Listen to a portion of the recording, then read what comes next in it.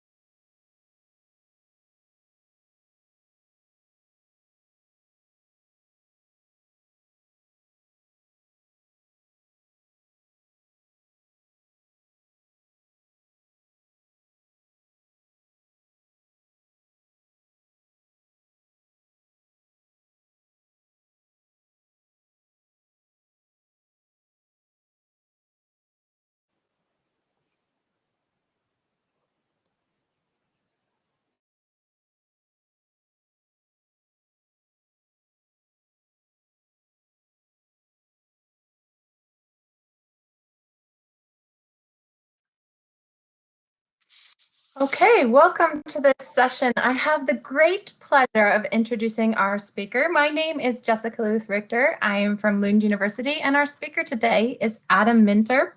He is a journalist for Bloomberg Opinion and also a writer. He has been covering waste and recycling for the past 20 years, beginning with a series of groundbreaking investigative reporting articles about China's emerging recycling industries.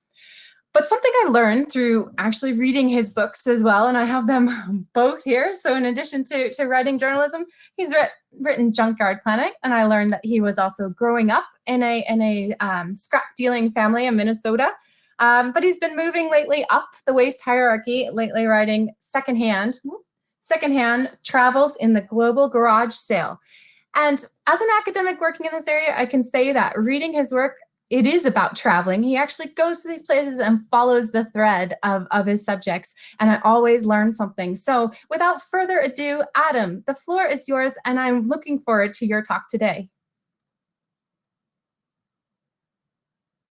To you and actually meet you face to face, albeit through Zoom, and to be at this conference. Colin, thank you so much for the invitation. I apologize to the audience for the delays. I have a tendency to do presentations with lots of photos, and they're very slow to upload, and they can cause all kinds of technical difficulties, but we seem to have gotten things moving.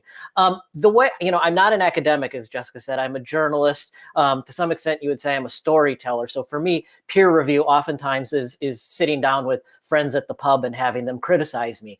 And that's a good way of actually, getting your story straight. But it does mean that I approach things a little bit differently. And as Jessica indicated, I am also, and I consider myself a practitioner in the recycling and reuse industry. I did grow up in a scrap recycling family, in a small family scrap recycling business in the Twin Cities in Minnesota. And that meant that I did many of the things you sometimes see pictures of, oftentimes from developing countries. So, if you see people, say, taking apart plumbing scrap, removing the brass pipes from whatever the metal fittings, I've done that. That's the kind of work I've done. And if somebody had taken a picture of me doing it, after school when I was a child, which I did, placed it on the internet somewhere, which didn't really exist at the time, you'd say there was a human rights violation going on. And so you can address that with my father at some point. But anyway, that is the perspective I come from. And I think it's important to lay that out. And I'm laying that out more and more in recent years, because I think it does inform my audience where I'm coming from. So one of the things I'm going to have to do with this presentation is call out each slide as we proceed through. And hopefully this works okay. So we're going to go to the first slide. Yeah, that's the title slide. Can we go to the next one? Great.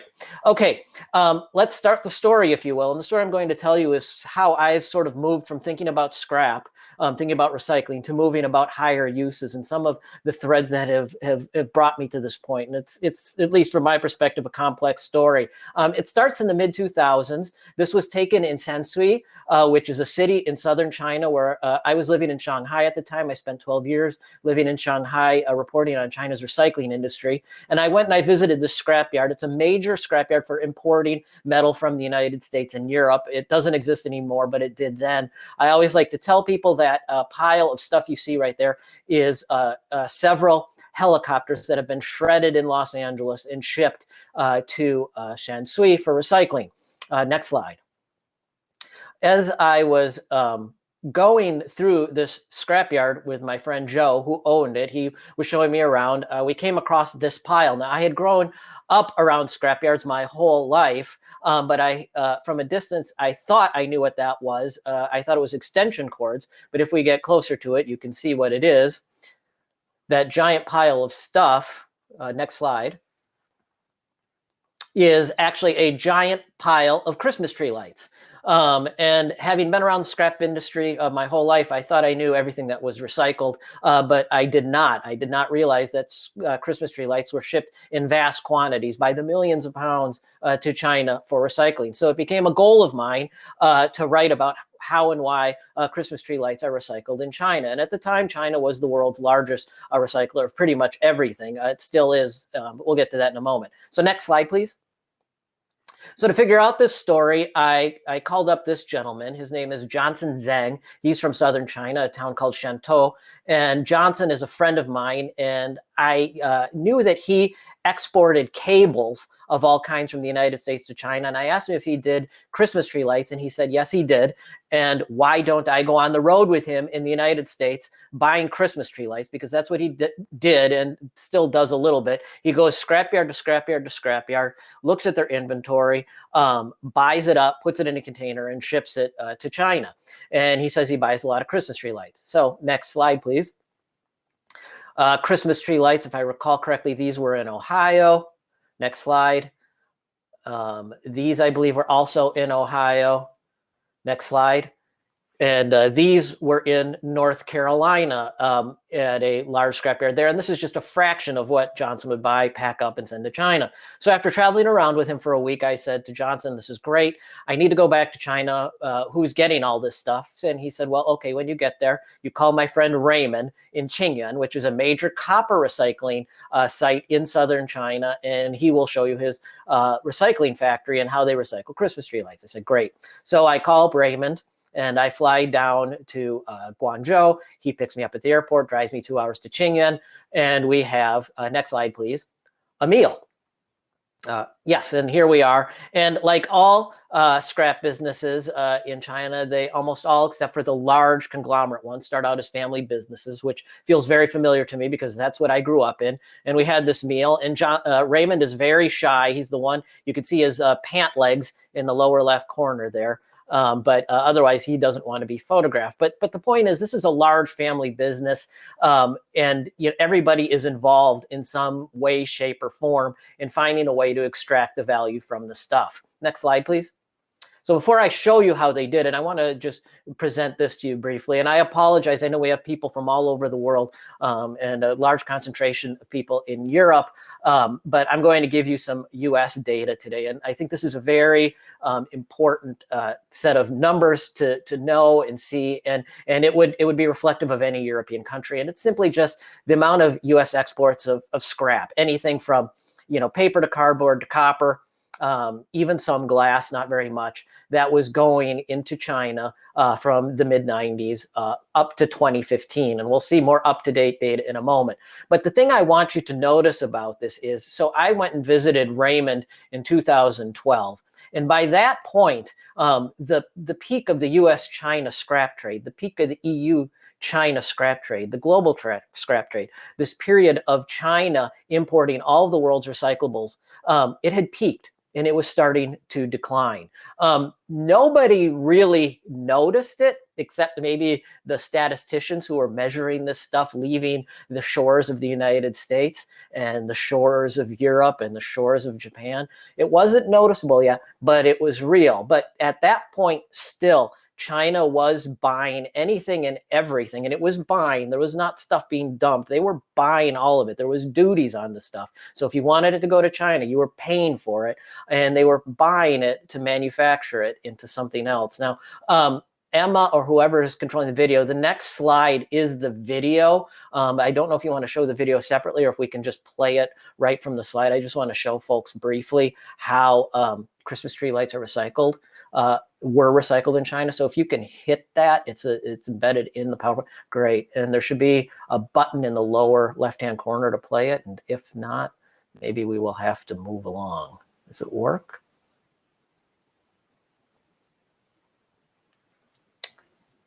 Okay, nope, I don't think it. Can we go back to that slide just so I can show that picture at least? Okay, well, yes, there. All right, we're not going to play the video. I apologize for that. But basically, it's a very sophisticated system. It does not look it from the front end there. But basically, the Christmas tree lights are fed into a shredder, chopped up. And this plant uses specific gravity. So water, they basically use water. And the heavy stuff flows in one direction, which would be the copper. And the glass and the plastic flows into another. The copper is recycled into, believe it or not, new Christmas tree lights. And the plastics are often, at least at the time I visited the plant, used in slipper soles. So you may be walking on last year's good cheer. Okay, let's go to the next slide then. All right, and this is what it looks like coming off the system. So you can see that really nice clean copper, and you can see that streak of orange there, which is the copper. And that's just using the specific gravities. Again, there's an easier way to do this, and that is to set it all on fire and burn it. And then in the morning, you have a nice smoking pile of copper, but you won't have that plastic. And it speaks really to the level of sophistication that China's recycling industry had reached at this point in the early 2000s. But again, it was starting to end, and there are reasons for that. Let's go to the next slide. One is this, and again, it wasn't something people were seeing. If you pay attention to the news out of China in the last few weeks, we now know it's the case, but the working age population started to decline, and that started driving up the price of wages. And as a result, some manufacturers either stopped working or they started looking for other places to go. And next slide, please. And that was one factor in Chinese economic growth slowing through this period as well. And if you don't have economic growth, you don't need the recycling. Everybody listening knows this, but recycling and manufacturing go together. If there's nobody wants to make anything of that stuff, even if it's in a recycling bin, it is trash. And so next slide, please. Let's jump forward to 2018. Look what was happening to all these exports of scrap from the United States to China. And it's the same story in Europe and Japan and Australia. It was dropping off. And that is the year that China announced that the following year in 2019 that you would see the so-called ban. It was actually restrictions on imports of recyclables from around the world. Some call it a waste ban. It was not a waste ban. It was restrictions. But by the time that the Chinese did it, it was already falling off. And it tells you a lot about the propaganda strategy behind this thing. It was very much characterized as, well, we need to protect China's environment. No, it really wasn't environmental. At that point, China was realizing that there was less and less demand for the stuff because it was manufacturing less, and that they could actually fulfill some of this stuff domestically. And since then, we have seen it drop off almost to zero. There's been a resumption. And so there's two things to take away from this. One, that great period of globalized waste was really, globalized waste focused on China was really sort of a temporary phenomenon. It was very, very unusual. And again, it just underlines how key manufacturing was to this process. Okay, so that doesn't mean that it made our problems go away. However, next slide, please. Again, one more U.S.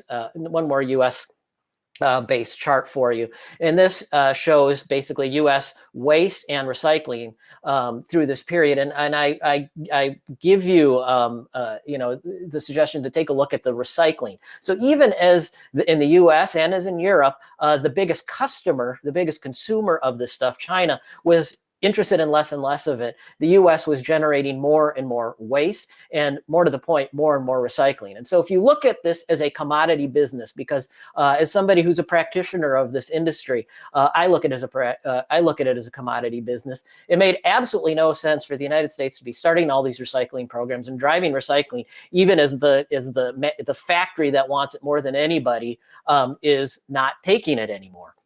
Makes no sense at all. You wouldn't go and drill oil wells off the north coast of the UK when the price of oil is in the pits. And yet with this commodity business, even as Chinese were buying less and less recycling and the prices were cratering, the recycling programs were going bonkers. And we're hearing more and more talk in Europe and North America that we need a circular economy. It made no sense to me as a practitioner. Without there actually being a customer for this stuff. So I know we've sort of jumped ahead in recent years and said, well, okay, we're going to mandate recycling. We're going to mandate that manufacturers use this stuff. And that certainly is one solution amongst many, but there is still this gaping hole. Who is going to manufacture with this stuff? What are we going to do with this? And so around this period, 2017, I started worrying. I thought we need to have another way to use this, another direction for it. And I started looking around, and some may take this as facetious, but I really did look to a favorite work of literature, if you will. Next slide, please, to give me some sense of what was happening with this. And I'm of the generation that saw the first Star Wars in the theater. And next slide, please. from the very first Star Wars film, and this is actually episode 1. This is actually the 4th Star Wars film. But if there are folks listening and enjoy Star Wars, they know what I'm talking about. I noticed as a practitioner of the industry that the Star Wars series has been filled with junkyards from day one. But it's very curious set of junkyards, because for all the junkyards in the Star Wars universe, there's no actual recycling. Here we have what is called episode 1, and you have a Jedi walking through, and there's no recycling. Next slide, please. The original Star Wars, episode 4, you have these giant junk trucks. They remind me of the junk trucks that my immigrant ancestors to the United States used to drive around picking up junk. And you have the Jawas there, which might as well be my relatives. They were picking up droids and other junk and putting it in their junk truck, but they were not recycling. Next slide, please. They're just sort of keeping it around. And we can jump even further ahead. Next slide. If you watch The Mandalorian, here's some more junk. There's a crashed TIE fighter. They're cutting it up, but there is actually no recycling, none whatsoever. Next slide, please. Where I started getting a hint of what was going on, or at least thinking that there's something off with the Star Wars economy, was in The Empire Strikes Back as I watched that. Here is a giant Star Destroyer. These things are the size of cities.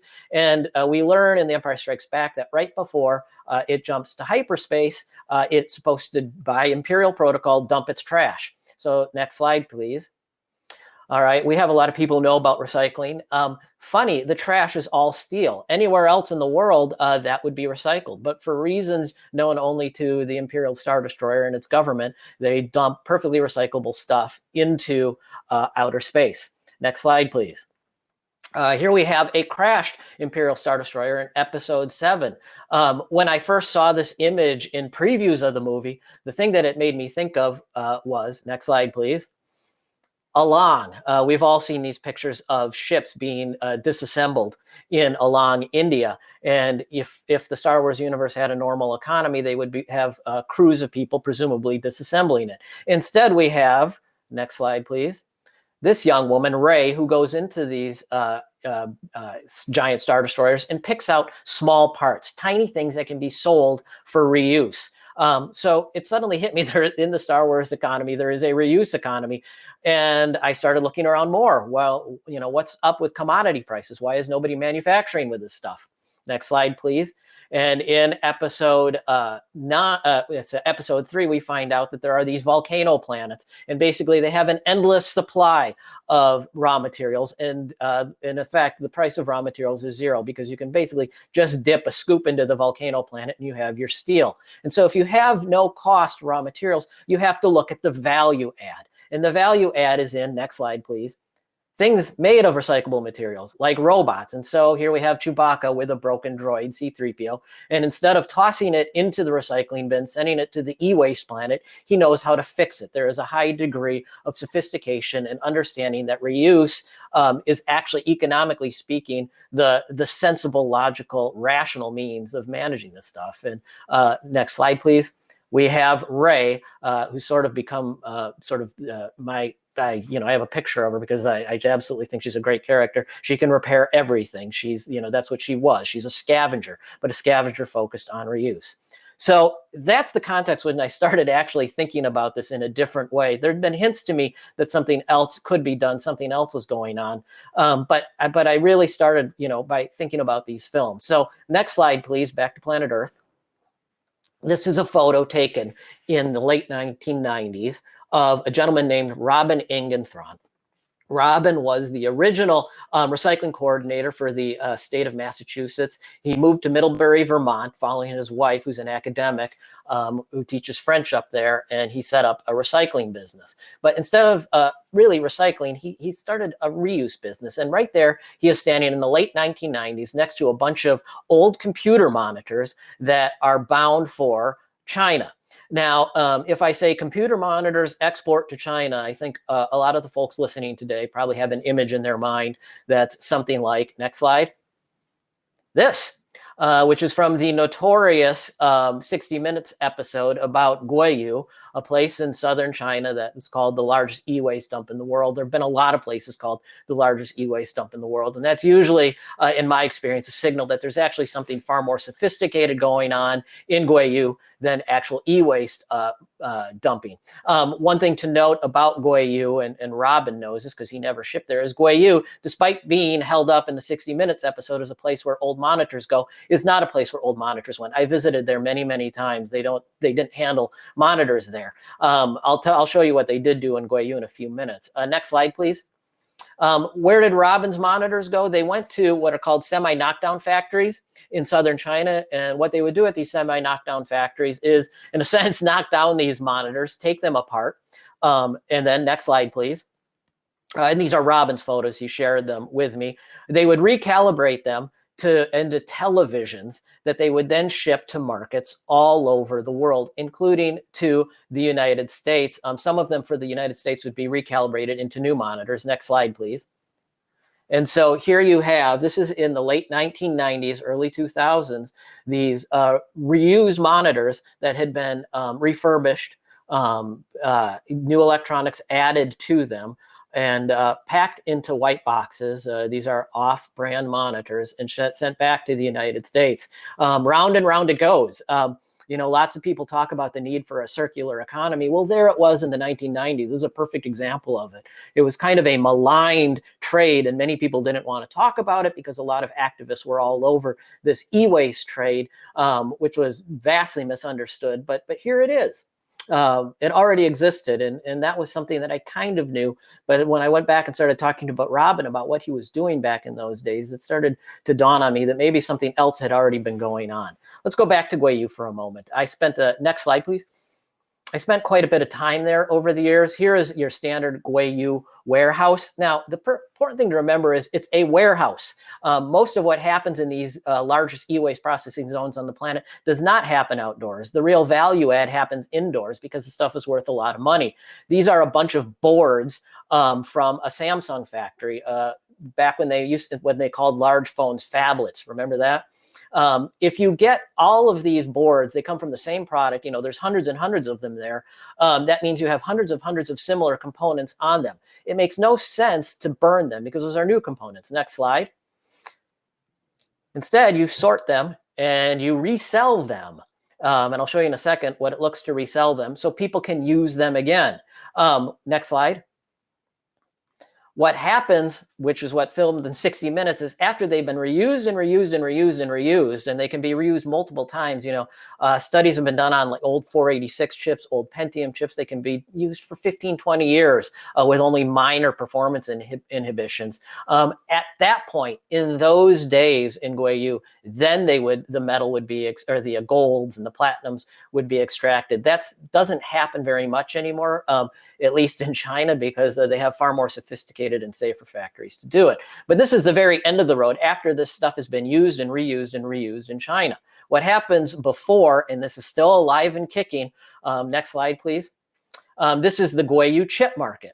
And they don't like people taking pictures here. I took this a few years back. This is very late in the day when people aren't there. But if you go there in the morning, it's factories from all over the region coming in to buy these used chips. And the Shantou region where Guayu is a major toy manufacturing region. And so what would happen in Guayu is, you know, say your old computer, or more to the point, say JP Morgan has 5,000 computers on Wall Street. They ship them, somebody buys them and ships them to Guayu. 5,000 chips go into samples of them go into a display case in Guayu. A factory owner who's making some kind of toy that needs an older chip, that can use an older chip, then buys them up there. Next slide, please. This is a place called SEG Plaza in Shenzhen. Many of the recyclers in Guayu had storefronts and have storefronts in SEG Plaza. You might have heard of SEG Plaza recently. There's been news of a giant skyscraper in Shenzhen that's been quaking. That's SEG Plaza. But it is also the beating heart. This place is the beating heart, even though the building above it is shaking, of the global used electronics trade. And it's in the heart of a neighborhood called Huaqiangbei. And Huaqiangbei isn't just about reusing the chips. Next slide, please. Is that one showing? I don't think can you go to the next one, 41? Okay, that's fine. That shows you. These are parts from an iPhone, the previous slide also showed you parts from an iPhones, but they will recover these parts. And there's an entire mall recently closed in Huaqiangbei, which was just filled with parts recovered from old iPhones. And they are not setting them on fire. They are reusing them. And they are being sold in mass quantities. And next slide, please. This would be 1/6 of that mall facing in one direction of a very large third floor. If you turn around, you see another side, and these are all iPhone parts. Again, it's the circular economy we all want, and yet we've sort of turned our back on the idea that it already exists, and more to the point that it can exist and be more sophisticated than what we're creating in more developed countries. Next slide, please. And if you don't believe me, we aren't playing the slide. This is a screen grab. This is a wonderful YouTube video that that was shared with me a couple of years ago. I thought I was the only person outside of China who knew what was going on in Huaqiangbei. But in fact, this gentleman from Strange Parts, that's a series, went to Huaqiangbei and bought all the parts necessary to build his own iPhone. And he had some help doing it, but these were recycled parts. And to me, that's very exciting. The thing about this, and it really does come down to frame of reference and who's entitled to define things. I think there's a tendency, especially with the Basel Treaty, with emphasis on the OECD, to suggest that waste and what is recyclable should be defined by North Americans, Europeans, Australians, lesser extent in Japan. And one of the things that I've learned along the way is that is really the wrong way to be defining waste. It's not the people who are generating it who should be defining what is waste, recycling, and reusable, but rather the people who know how to use it. And that's what we found out in China. So, over the years, I can have people talk my ear off about all the e-waste being dumped on China. But if you go to China, the practitioners there are not defining it as e-waste at all. They're defining it as reusable components that can be made into new stuff. And I think that's a very important distinction. Let's go to the next slide. I'm always very interested in the sophistication of the recycling and reuse industry and this division between, is it the waste generator or the person buying the waste who gets to define what is waste? This is a photo taken in a Goodwill in Tucson, Arizona. They are sorting clothes. Many of these clothes are going to be exported to developing countries. The decision what is exported and what's going to be put on their floors is made by these women who have some of the most sophisticated and deep knowledge of textile quality, of fashion design, where it's trending. They can pick up a garment, feel it between their fingers, tell you that 6 months ago this brand was using a thicker fabric, a looser fabric, the stitching was better or worse. Again, they are the ones who are defining and capable of defining what is waste and what is reusable and recyclable. Next slide. This is from a recent ITV documentary on so-called clothing waste. And here we have, I believe it's some activists from the EU have gone to a pile of waste clothing in Accra, Ghana, somewhere I've spent a great deal of time. If you've read my second book, you'll know that. And they are looking at this clothing and saying that this was dumped on Ghana by foreigners and it's waste clothing. In fact, this is the clothing that Ghanaians have used and then dumped themselves. Next slide, please. What happens to clothing after it leaves the Goodwill? It doesn't just go straight to Ghana or to Benin or any of these other places. It then goes either in the North America. Usually it goes to Houston or to Mississauga, Ontario, outside of Toronto. That's a picture of this, where you have another level of sorting go on down to the market. So the folks in Mississauga are able to say, again, with great sophistication, this kind of garment might be appreciated in a place like Benin, and this one might be appreciated in a place like Chennai in India. It's a great deal of sophistication. Again, the people who know where the waste is going. And then next slide, please. This was a photo I took in Cotonou, Benin, which is essentially a city devoted to sorting recyclables imported from mostly Europe, but some from North America into Nigeria. Roughly half the population in KEYNOTE is Nigerian, and a greatly large percentage, nobody really knows, is devoted to sorting. These gentlemen are sorting in a warehouse there. This is imported clothing from Canada, and they have the ability to say, well, this village will like this kind of trouser, this village will like this kind of t-shirt. Again, it's that level of sophistication and redefining what waste is away from the generators, but to those who are receiving it, who know their markets best. I think that's extremely important. All right, next slide. Back to Robin Ingenthron. So this is Robin's warehouse. This was taken about 1.5 years ago in Middlebury, Vermont, one of his warehouses. He also has one now in Brockton, Massachusetts. These are used electronics, and Robin is no longer shipping to China. When possible, he likes to ship to Africa. In particular, North Africa and to Ghana. COVID has interrupted some of this, and that's an entirely different talk. But in general, Robin Ingenthron is exporting to Africa. Now, when I say ship electronics to Africa, again, I think a new image is being invoked in many people's minds, and that is, next slide, please. This place, Agbogbloshie, the latest, or maybe it's not the latest, maybe there's a new one, largest e-waste dump in the world. I'm here to tell you it is not an e-waste dump at all. You do not see containers of stuff coming from the port to be burned there. It's too far away and it wouldn't make sense. What Agbogbloshie is largely an automobile dump where they burn the wiring in automobiles, and some of the electronics that come through there, and I'll show you in a moment, are electronics that have been used and reused in Ghana for years. Next slide. Here is Robin. He'll resent me for showing this photo because he says he looks older and he looks like he's put on weight. But Robin's a friend. I just talked to him the other day, so hopefully he'll forgive me for this. He is talking to a delightful man, a friend of mine in the blue shirt by the name of Olu Orga. And Olu is in the business of selling electronics in Ghana, imported electronics. Olu started working at Agbogbloshie, the world's largest e-waste dump. He now has his own business. Next slide, please.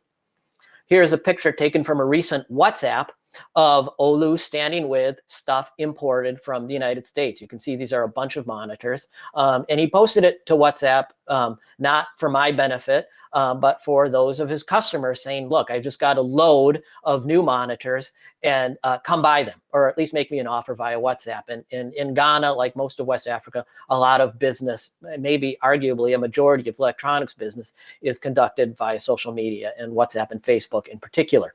Next slide, please.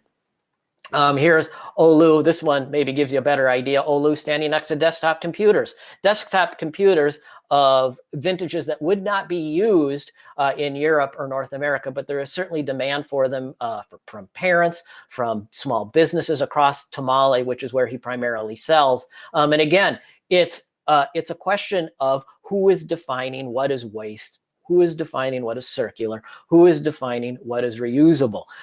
You know, if I go to certain gatherings in Europe and show this picture, you know, young, black, Ghanaian standing next to imported computers, somebody will call it leakage, which I think is an incredibly insulting term. Olu would call it inventory. So who are we allowing to define this stuff? Next slide, please.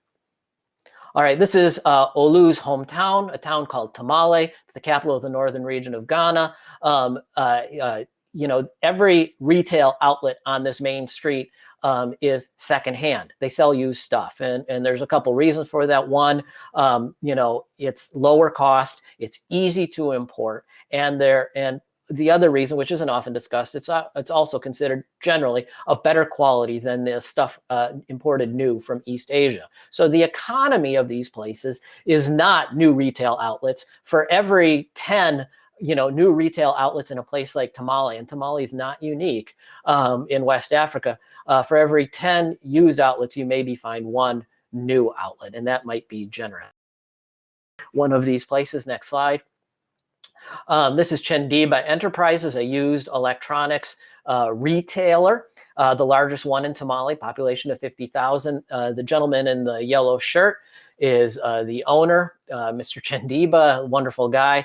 He's filling out an order, and that was actually an order for a hospital buying some of his used computers. Again, these used computers, if they went into the formal waste system in most EU countries, would be recycled. Because they are leaking out of places, these actually, I think most of these computers came from North America, so technically they haven't leaked. But if they leaked out, some would call them e-waste. In Chendiba and Tamale, they are reusables, and they are highly valued as merchandise. Next slide, please. Down in Accra, this is one of my favorite businesses down there. I spent a lot of time with these folks. This is right off the main street in Accra, in one of its main commercial neighborhoods, a small business called Bougie Computers. Bougie is interesting for a lot of reasons. Next slide, please. But what we see here is that is not just inventory. Those are imported laptops for sure. Some of these laptops have been returned to Bougie Computers. They'll buy them back. Some of them have been imported directly and put on the shelves. They will not be sold. Instead, they are used as parts. They are parted out. They are pick-a-parts, if you will. Somebody brings in a computer that's broken. This is their inventory of parts. It's a library. Next slide, please. And there is an incredibly sophisticated repair operation within Bougie Computers. They can do things at Bougie and across Ghana. Chendiba, I think the repair people are even more sophisticated, the ones at Bougie, that you wouldn't believe. Not just replacing, say, a monitor with a monitor from one in the library there, but say if there's a problem on a circuit board, on a motherboard, they can actually go in and do what are called board level repairs, get a microscope out, get a soldering iron appropriate to that kind of repair, and get the job done. Next slide, please. So, that's one form of circularity, but I want to go back to Robin one more time and show you what Robin is doing now. This looks like a photo studio. Whoop, can you go back one slide? Yeah, this looks like a photo studio, and it is one. Robin used to just sell whole units. Now he has over the years learned from China, and to a lesser extent from the West Africans, because the West Africans are actually learning from the Chinese as well. I'll show you a slide in just a moment. But he is disassembling televisions, taking them apart, and putting pictures of the parts onto the internet and shipping them mostly in the Americas and mostly domestically in the United States. But that business is going global because there is a huge, huge demand for it. This is stuff that, if they were returned to certain types of recyclers in places like Japan and the EU, would just be shredded to bits. But instead, it's being reused. It's circularity that already exists. It doesn't need to be created. And it's a process of finding new markets. Next slide, please. Here is a global trade in action, if you will. This is Robin with a very good friend of mine as well, Wahab Muhammad, who is another electronics trader in Tamale, Ghana, although he also trades into Accra. And he is holding parts. He's not holding whole units. And this was a test case. Robin had a bunch of parts pulled that weren't selling in the Americas. And he said to Wahab, and Wahab came to him and said, maybe I can do this. There's demand for older vintage parts in Ghana. Can you maybe find the market, and we'll start selling them there? And so Wahab is literally holding the sample merchandise that he is going to take back to Ghana on a flight that left from Boston a couple days later. This was taken in the Middlebury warehouse. Next slide, please. And here you have a picture from what was a Skype conversation. He's standing with the sort of the dean of television repairmen in all of Ghana, whose name now completely escapes me, but in Kumasi, which is the capital of repair in Ghana. And he's showing them the parts, and they're discussing what can work in Kumasi, what can work in Tamale. Again, it's the parts. And this is something that hasn't been formally established, but it is formal in the sense that there are markets. And if you go into these places, it's not some fly-by-night thing. The folks there are not going to say, I'll take this load and set it on fire in my backyard, but rather they have very distinctive trade networks. In Kumasi, there's more than 1,000 registered television repair businesses run by very sophisticated repairmen. And I want to note, I keep saying repairmen, and at least in Ghana, it is a almost entirely male-dominated industry, largely because of the apprenticeship systems and just the nature of social structures there. So it is not by accident that I'm saying repairment. It's an accurate depiction of what goes on. I've just got a couple more slides. Back to the issue of e-waste. Next slide. I'm often asked, well, what happens when all of these devices are done being used? Here is a picture. This is back in Agbogbloshie, the world's largest e-waste dump, at least as of a few years ago, according to certain media outlets. And here you have them weighing those components that can't be reused. Those components will not be set fire to. They will be shipped to China, because China now has some of the world's most sophisticated technologies for actually refining out the metals. You also find some very sophisticated technologies in Belgium. But again, there's a circularity there that's really completely off the radar of most regulators and most academics in the in the developed world, at least. And these are circularities that are really important. And I caution people as we try to develop new circularities, if you will, that you're not disrupting ones that have been extremely successful for many years, many decades, and maybe creating worse problems. So final slide. I'll just leave with Ray, who from the third trilogy, Star Wars trilogy, who's taught me so much really about recycling and reuse over the last few years. And I believe we're going to open up for questions, and I will leave it at that. So that was, 62 slides very quickly. Thanks so much. Thank you, Adam. So yes, we've got some questions. We also have another session coming up after this, so I'm worried that we'll maybe choose one of the questions here, but I think there are actually some questions that are good to keep the discussion going as well after we leave you, Adam. But here we have a question, and also I can say lots of good feedback on the talk. Is super interesting from people are finding this insight into the circular economy happening, but maybe not always where we're thinking that the circular economy incentive or policies are in place. But there are incentives for circular economy outside of what we would consider the developed countries. And we have a question from Claire, who posed this question earlier. How can these international practices that you talked about in China, in Africa, be supported or backed by the exporting nations that have underdeveloped circular economy practices? Aim in the developed countries to replicate these models, or should we support those models, or should it be a combination of both? Well, I think it should support those models, and I'm on record as being very pro-export. I think so long as export is stigmatized, you are hurting these models. There is unlimited demand, especially in West Africa, with Nigeria being sort of the nexus of all that demand for electronics from Europe in particular. But those electronics, when they're exported from Europe, are defined as leakage, and they're criminalized. And if you want to support these economies, if you want to see this reuse happen, you have to allow these countries to tell you what is waste and what isn't, these end markets. Let me add one thing to that, and I know we're running very short on time. There is a problem there, and I hinted at it. You do ultimately wonder what will happen with these end-of-life devices when they reach their end of life, when it may be 20 years from now.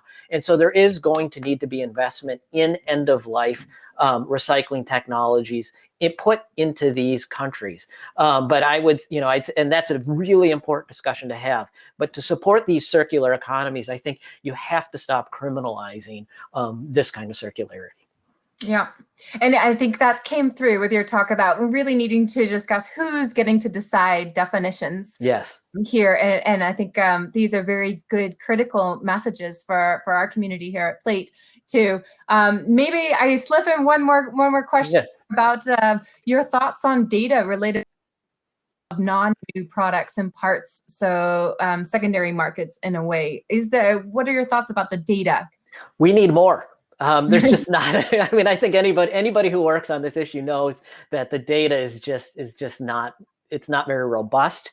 Even out of developed countries that are very good at tracking, making data, tracking trade flows, it's not very good. And part of it is because there's this criminalization of the trade. And once you criminalize it, things go underground, and there just isn't reliable data. I think Josh Leposki, who many of us Who's know, here, has I should say. I don't know if Josh is on. Josh has done. He's one of my heroes in this field, and Josh has done just fantastic, groundbreaking work on tracing data, finding data, creating data on this trade. And so, Josh, I would defer to Josh on this question because he's really done magnificent work. Yeah, and maybe that's a good role also as academics. We're constantly looking for data ourselves too, but we can also be thinking about how we can be generating that data. Yes. Fill this gap here.